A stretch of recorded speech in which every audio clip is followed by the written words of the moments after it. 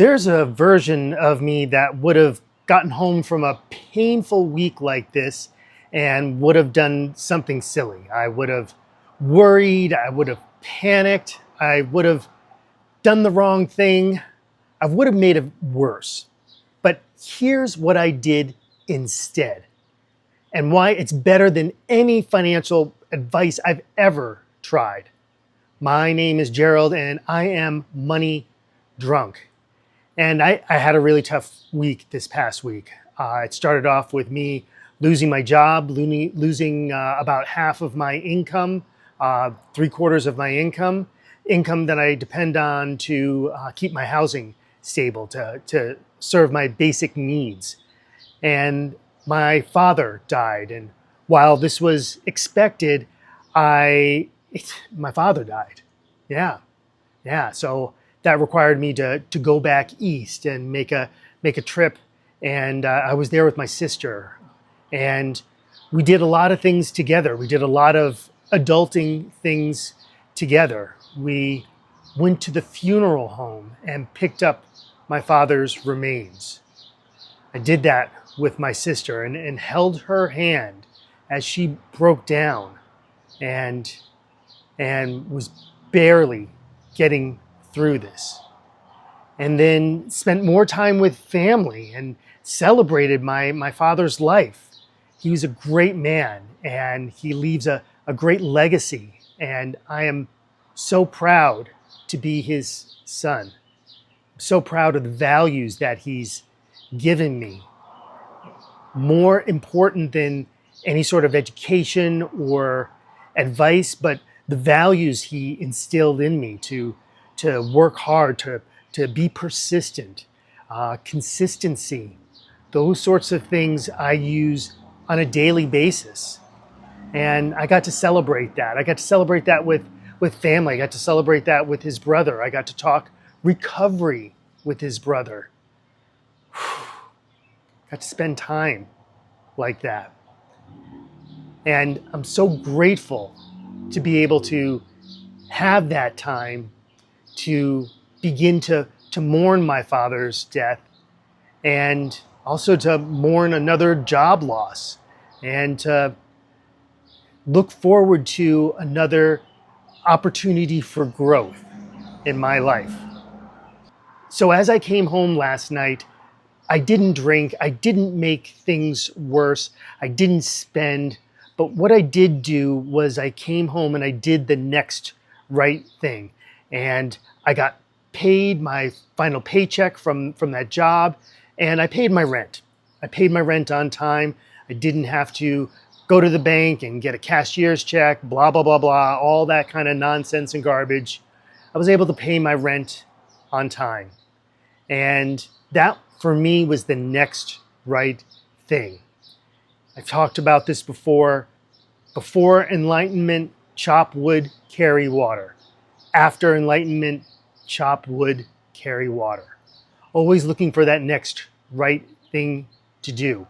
And those are the things that are most important. When I talk about consistency, that's what I mean, about consistently doing the next right thing. Because that's all I really have in front of me. Look, just like everybody else, I want to know what's coming down the pipe here. I want to know what's in the funnel. I want to be able to predict what's going to happen next. And you know what?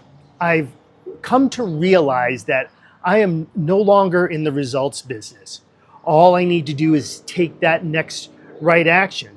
And whatever that action is, I just need to take it, because I don't know where it's going to lead. I do know that for every action, there is an equal and opposite reaction.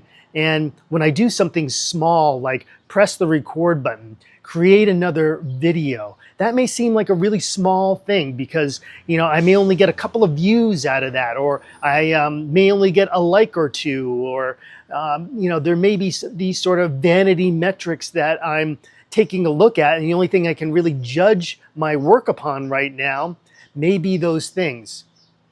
But what I'm doing is I'm building something, and these things take time and they compound.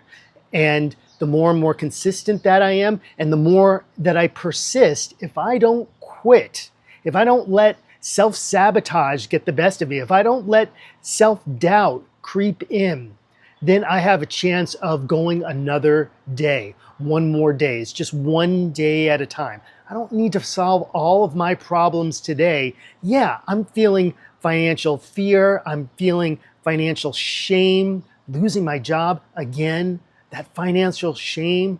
I'm feeling that financial insecurity. Where is this money going to come from? Where is it going to come from? I need to know. I need to have that security. And the truth is, I don't know. All I have is that next step. That's all I have. So what comes next? Well, I have a couple of actions that I can take that my sponsor suggested for me. Again, I don't see how these are going to work, but I'm going to do them anyway because that Newton's first law, every action has an equal and opposite reaction. And my only job is to take action. And my sponsor, he's been here before. He's been in my exact same position before. He knows, he has this lived experience. So I'm going to trust. I'm going to trust in him. I'm going to trust in the process. And through that trust, something good I know will happen. So, something that will benefit me, something I will have the security that everything is working out for me. I was able to connect with my brother-in-law this weekend, and there may be an opportunity there as well too. And there's a couple of steps that I need to take. I need to help out my mother as well. I need to take the next right action with that.